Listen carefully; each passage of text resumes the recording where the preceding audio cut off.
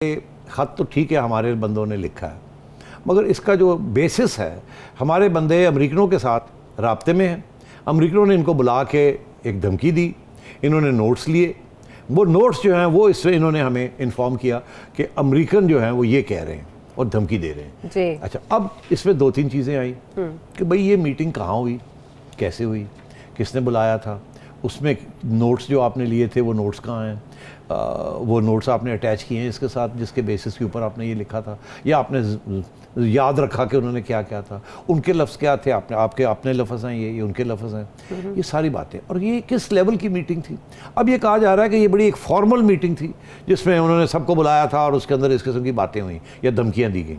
फिर ये कहा गया कि एक थर्ड सेक्रेटरी, ये भी बात आ गई है कि ये एम्बेसडर साहब नहीं कि कोई थर्ड सेक्रेटरी की मीटिंग हुई किसी अमरीकन थर्ड सेक्रेटरी के साथ, हमारे किसी या एम्बेसडर साहब की या किसी की थर्ड सेक्रेटरी, मतलब लोअर लेवल ऑफिशियल, और वहाँ ये बातें हुई।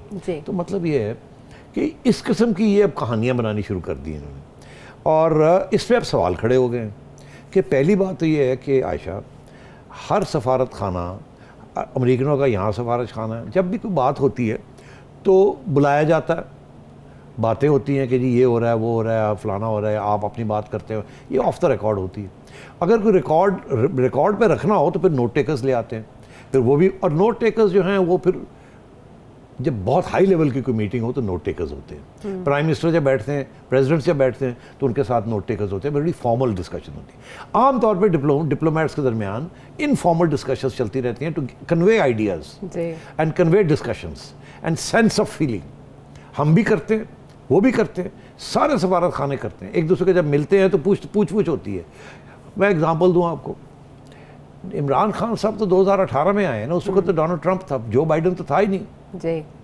ऐसे ही है ना, तो तल्लकात तो उस वक्त खराब थे ना पाकिस्तान के साथ। डोनाल्ड ट्रंप ने जिस किस्म की बातें की थी पाकिस्तान के खिलाफ, आपको याद होगा, धोखेबाज करार दिया था, धोखेबाज फलाना ढिंगरा। तो खान साहब तो नए आए थे, खान साहब के साथ तो कोई झगड़ा नहीं था, वो तो पिछली एडमिनिस्ट्रेशन मुशर्रफ साहब की और उसके पहले जो एडमिनिस्ट्रेशन रही हैं उस जमाने की वो बात कर रहे थे कि पाकिस्तान ने हमारे इतने पैसे ले लिए और ये किया और वो किया। अब बात ये है कि ये बिल्कुल ये बात चलेगी नहीं और ये एक्सपोज हो जाएंगे और भी।